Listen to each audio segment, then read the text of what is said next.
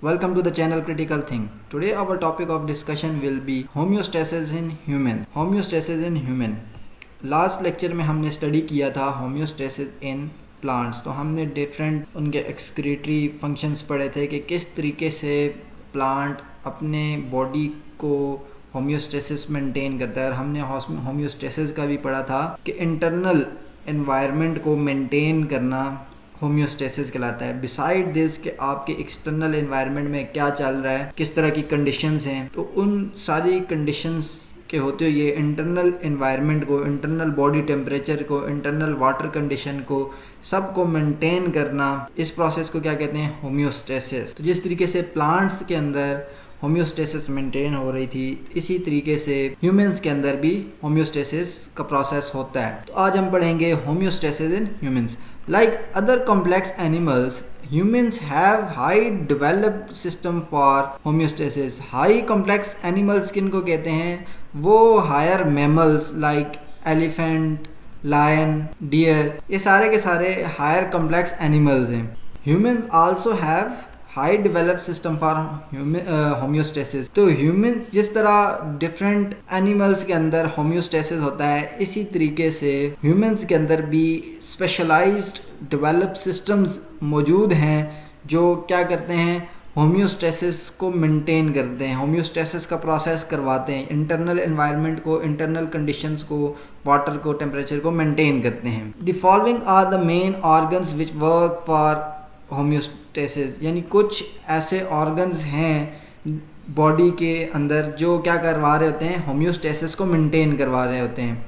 तो lungs remove the excess carbon dioxide and keeps it in balance. Respiratory system के अंदर हम ये डिटेल में स्टडी कर चुके हैं कि लंग्स किस तरीके से रिमूव करती है कार्बन डाइऑक्साइड। जैसे कि मैंने आपको पढ़ाया था, carbon dioxide different chemical reactions होते हैं, डिफरेंट केमिकल प्रोसीजर्स होते हैं, जिनके नेट रिजल्ट में हमें कार्बन डाइऑक्साइड बॉडी के अंदर, ह्यूमन बॉडी के अंदर मिलती है। अब वो कार्बन डाइऑक्साइड जब ब्लड के अंदर टॉक्सिक हो जाती है, उसका लेवल रेज हो जाता है, तो वो फिर ब्लड से होती है लंग्स, और लंग्स से होती है बाहर एक्सपेल करना लाजमी है। इस सारी रिमूवल को, ये सारी रिमूवल ज़रूरी है। क्योंकि इंटरनल एनवायरनमेंट क्या किया जा सके, बैलेंस किया जाता है। क्योंकि अगर कार्बन डाइऑक्साइड ज़्यादा हो गई तो कार्बन डाइऑक्साइड टॉक्सिसिटी हो जाएगी, तो होम्योस्टेसिस जो है मेंटेन नहीं हो सकेगा, क्योंकि इंटरनल कंडीशंस तो हमने मेंटेन करनी है। इसी तरीके से लंग्स हेल्प आउट कर रही होते हैं किस चीज़ में, यानी पहला ऑर्गन या ऑर्गन सिस्टम कौन सा है, वो है लंग्स या रिस्पायरेटरी सिस्टम है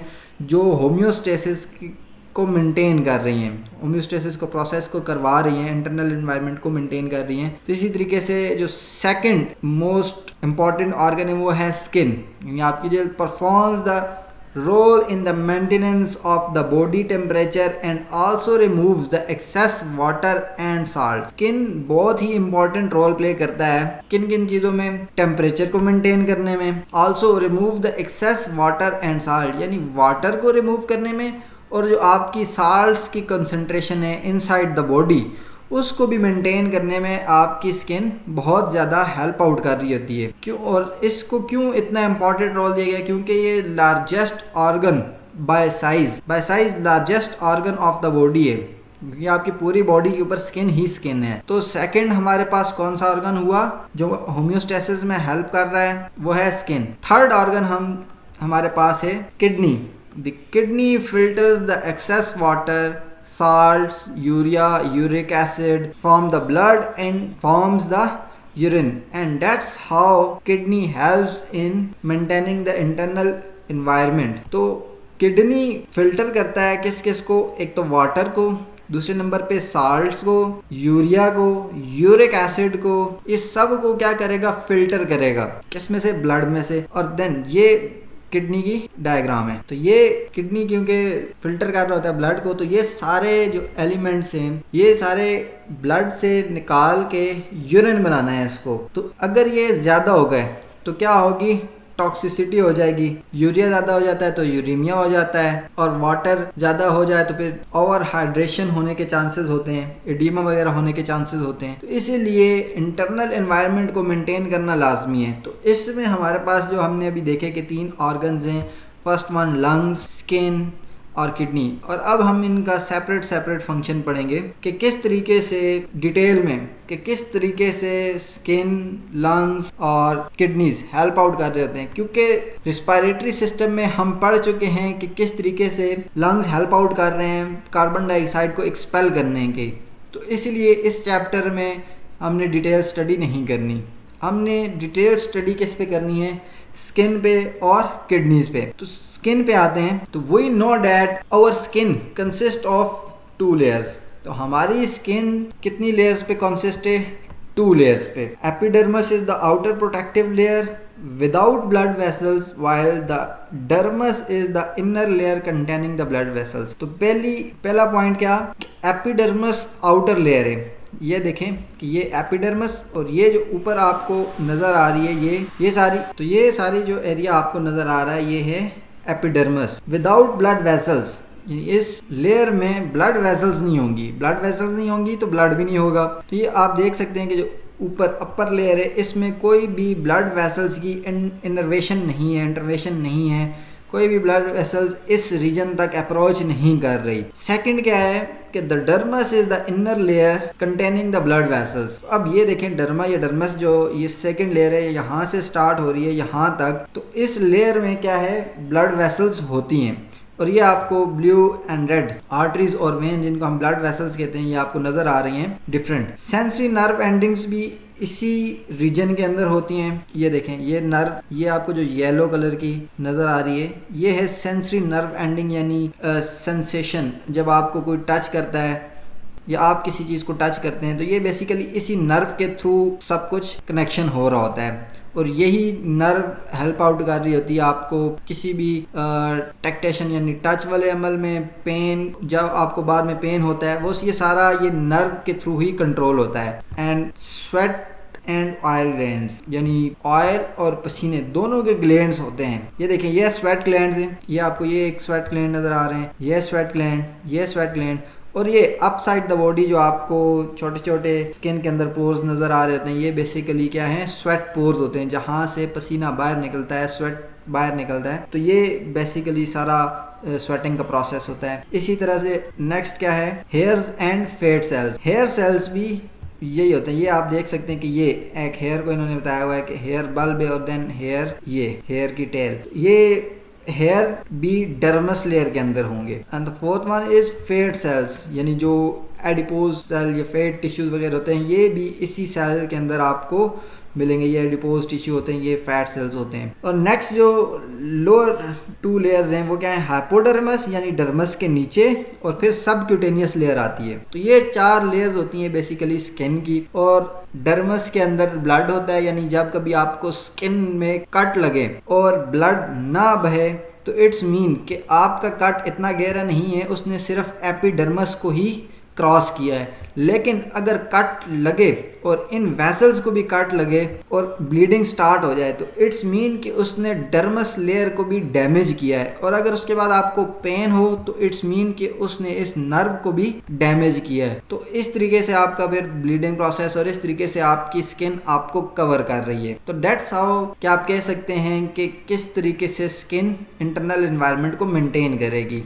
नेक्स्ट हम इसको भी डिटेल में पढ़ने लगे। तो skin performs the important role in the regulation of body temperature. Skin जो है वो बहुत ही ज़्यादा इंपॉर्टेंट फंक्शन परफॉर्म करती है किसमें, रेगुलेशन ऑफ बॉडी टेम्परेचर। बहुत ज़्यादा क्या है, बल्कि 99% स्किन ही इन्वॉल्व होती है आपकी thermo regulation. Thermo regulation basically कहते हैं बॉडी टेम्परेचर की रेगुलेशन को। तो बॉडी टेम्परेचर को रेगुलेट करने में आपकी स्किन हेल्प आउट कर रही होती है। कैसे, the thin layer of fat cell in the dermis insulates the body. First of all जो थिन लेयर है किसकी, फैट सेल की, एडिपोज टिश्यू की, वो क्या करती है, जो मैंने आपको दिखाई दी है वाली, ये होती है एडिपोज टिश्यू या फैट सेल्स। तो ये बेसिकली हेल्प आउट कर रहे हैं किस चीज़ को, बॉडी को इंसुलेशन में हेल्प आउट कर रहे हैं ताकि इंटरनल हीट इनर बॉडी के अंदर ही रहे और बाहर की हीट बाहर एनवायरनमेंट में ही रहे। तो फर्स्ट जो चीज हेल्प आउट कर रही है वो क्या है, एडिपोज टिश्यू या fat cells. Second, contraction of small muscle attach to hair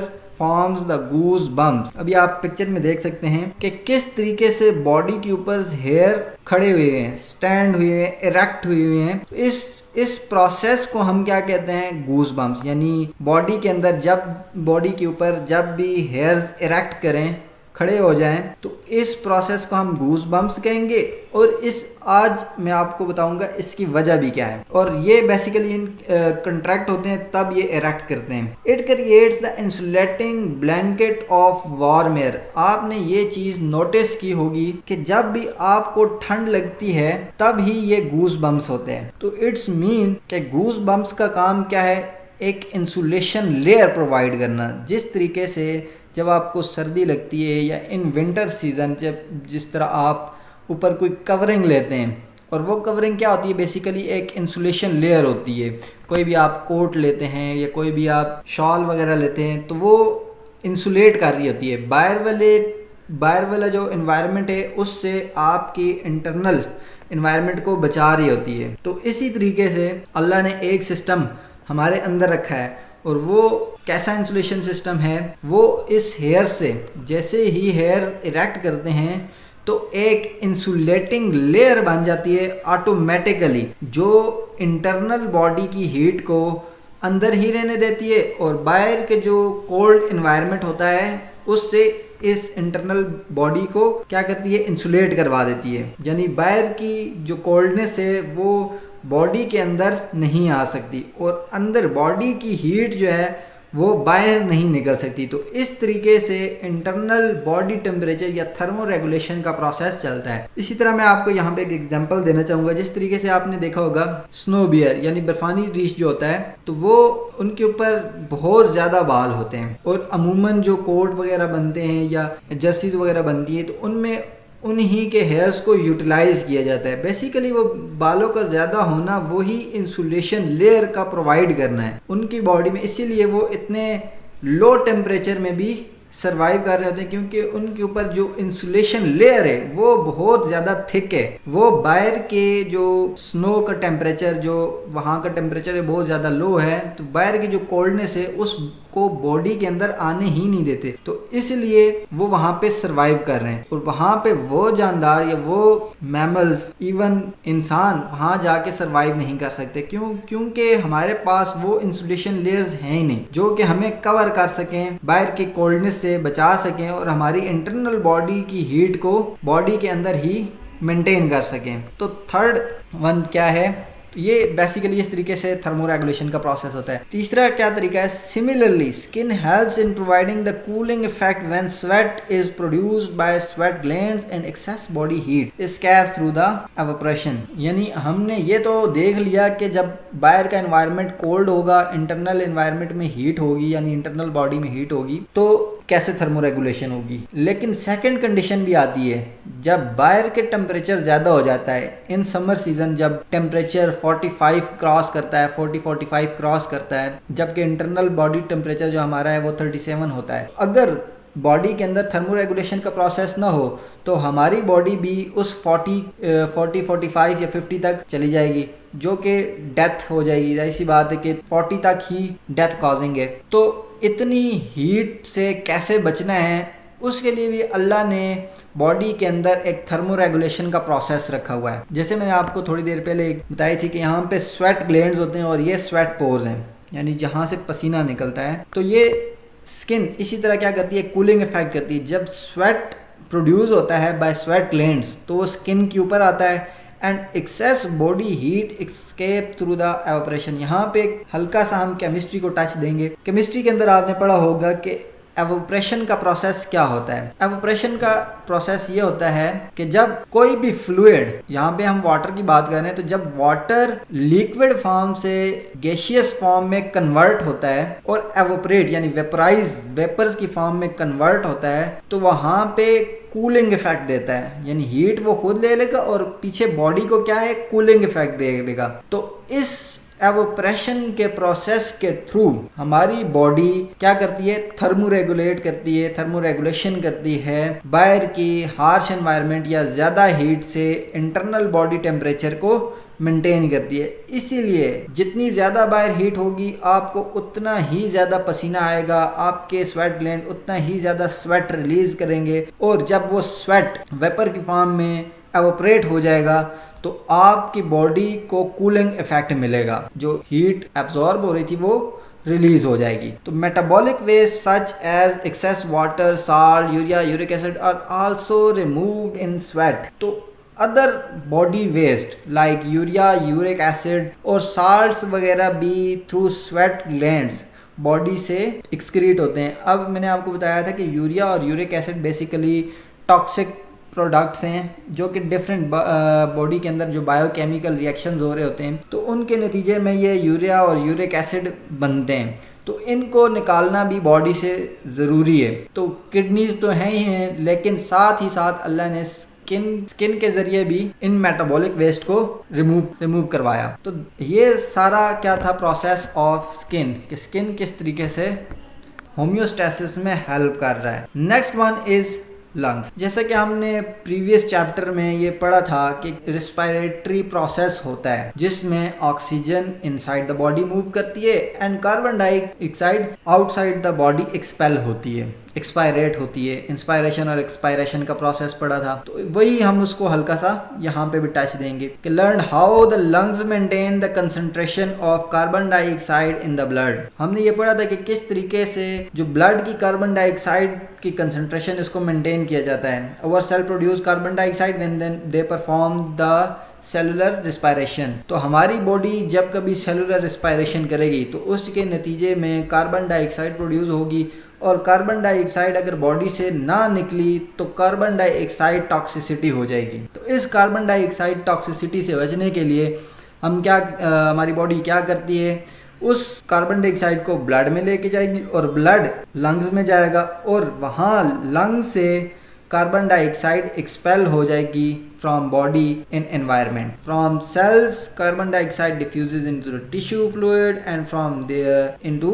blood. तो कार्बन डाइऑक्साइड वहाँ से टिश्यू फ्लूइड यानी आउटसाइड द सेल या आउटसाइड द टिश्यू एक टिश्यू फ्लूइड होता है जिसको इंटरस्टिशियल फ्लूइड कहते हैं। तो पहले उस फ्लूइड के अंदर कार्बन डाइऑक्साइड जाएगी, देन ब्लड के अंदर जाएगी, and then blood carries the carbon dioxide to the lungs. तो कार्बन डाइऑक्साइड को लेके जाएगा towards lungs, these are lungs, from where it removed in the air.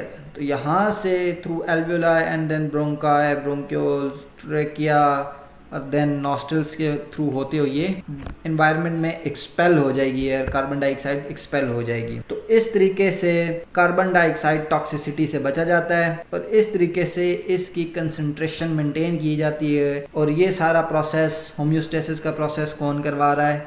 Lungs. हमने स्किन भी पढ़ लिया और लंग्स भी पढ़ लिया। तो थर्ड हमारे पास था किडनी, यानी osmo regulatory function of kidney, कि किस तरीके से किडनी हेल्प आउट कर रहा है होम्योस्टेसिस के प्रोसेस में। तो osmo regulation is defined as the regulation of the concentration of water and salts in blood and other body fluids. तो बेसिकली ऑस्मो रेगुलेशन का प्रोसेस क्या है? ऑस्मो रेगुलेशन को हम इस तरीके से डिफाइन करेंगे as the regulation of the concentration of water, के एक तो वाटर की कंसंट्रेशन को रेगुलेट करना and second one salts in blood and other body fluids, और दूसरा साल्ट्स ही यानी वाटर एंड साल्ट्स की जो कंसंट्रेशन है इन ब्लड और किसी भी बॉडी फ्लूइड में, यानी जिस तरीके से इंटरस्टिशियल फ्लूइड हो गया या और जितने भी बॉडी फ्लूइड्स हैं उन सब के अंदर इन दोनों की कंसंट्रेशन, वाटर एंड साल्ट्स की कंसंट्रेशन को रेगुलेट करना, मेंटेन करना, इस प्रोसेस को हम ऑस्मो रेगुलेशन कहेंगे। तो अब जब कभी आपको ऑस्मो रेगुलेशन टर्मिनोलॉजी से सामना हुआ तो आपको ये बात समझ में आ जानी चाहिए कि it's is defined as the regulation of water and salt in the body fluids. Okay, so kidney play important role in osmoregulation by regulating the water content of blood. तो जिस तरह किडनी क्या कर रही है, ये बेसिकली दो kidneys हैं जो कि नॉर्मली हर ह्यूमन बॉडी के अंदर होती हैं। तो ये जो किडनीज हैं इनको ब्लड सप्लाई होती है फॉर फिल्ट्रेशन। जिस तरीके से कंट्री के अंदर डिफरेंट एरियाज में फिल्ट्रेशन, वाटर फिल्ट्रेशन प्लांट होते हैं, तो इसी तरीके से हमारी बॉडी के अंदर ब्लड फिल्ट्रेशन प्लांट जो है वो क्या है, किडनी है। तो किडनी क्या कर रहा है, किडनी बेसिकली ब्लड को फिल्टर कर रहा है। ब्लड को फिल्टर करने का मतलब कि ब्लड के अंदर जितने भी टॉक्सिक मटेरियल होंगे या extra elements, extra water, extra salts, इन सब को उसने क्या करना है, रिमूव करना है और then in the form of urine उसको एक्सक्रीट कर देना है बॉडी से। तो इस तरीके से जो इंटरनल जो बॉडी फ्लूइड या ब्लड है उसके अंदर डिफरेंट जो कंसंट्रेशन होंगी वो क्या हो जाएंगी, मेंटेन हो जाएंगी, टॉक्सिक मटेरियल कम हो जाएंगे। तो it is an important process as the excessive loss of water concentrates the body fluid whereas the excess intake of water dilutes them. अब ये प्रोसेस कितना इम्पॉर्टेंट है कि इन केस अगर किडनीज अपना प्रॉपर फंक्शन परफॉर्म ना करें, सही तरीके से रेगुलेट ना करें, तो क्या हो सकता है कि अगर एक्सेसिव लॉस हो जाए वाटर का फॉर एग्जांपल बॉडी से एक्सेसिव लॉस होना स्टार्ट हो जाए, तो इट कंसंट्रेट्स यानी थिक कर देगा बॉडी फ्लूइड्स को, स्पेशली ब्लड को। तो ब्लड को वो क्या कर देगा, थिक कर देगा, गाढ़ा कर देगा, तो जिसकी वजह से हार्ट को डिफिकल्टी होगी ब्लड को पंप करने में। तो in the result of this heart attack भी हो सकता है। तो नाउ आपको ये आइडिया हो जाएगा कि किडनीज कितना इंपॉर्टेंट रोल प्ले कर रहे हैं by removal of excessive water या maintaining of water concentration in blood. Whereas इसी के अगर opposite excess intake of the water dilutes them, कि अगर किडनीज प्रॉपर तरीके से रिलीज ना करें, वाटर को एक्सक्रीट ना करें, तो क्या होगा कि जो ब्लड के अंदर एक्स्ट्रा वाटर आ रहा है वो उसको डाइल्यूट कर देगा, यानी थिन कर देगा, बहुत ज़्यादा थिन कर देगा। और एट द एंड क्या होगा, एडिमा होने के चांसेस ज़्यादा होंगे। एडिमा क्या होता है कि बॉडी स्वेलिंग करना स्टार्ट कर जाती है। जब आपके किडनीज प्रॉपर फंक्शन नहीं करते तो स्पेशली आपके जो पेरिफेरल ऑर्गन्स है, लाइक आपके फुट, हैंड्स, इनके जो जॉइंट्स हैं, रिस्ट जॉइंट हो गया, एंकल जॉइंट हो गया, तो इनमें क्या होता है, एडिमा होने के चांसेस ज़्यादा हो जाते हैं। तो इसीलिए जो किडनीज हैं उनका प्रॉपर फंक्शन यानी ऑस्मो रेगुलेटरी फंक्शन परफॉर्म करना बहुत ज़रूरी है। और ये सारे 3 ऑर्गन्स मिल के बॉडी का होम्योस्टेसिस यानी इंटरनल एनवायरनमेंट या इंटरनल कंडीशंस को मेंटेन कर रहे हैं, और इसी तरीके से ये सारा होम्योस्टेसिस का प्रोसेस चलता है ह्यूमन बॉडी के अंदर।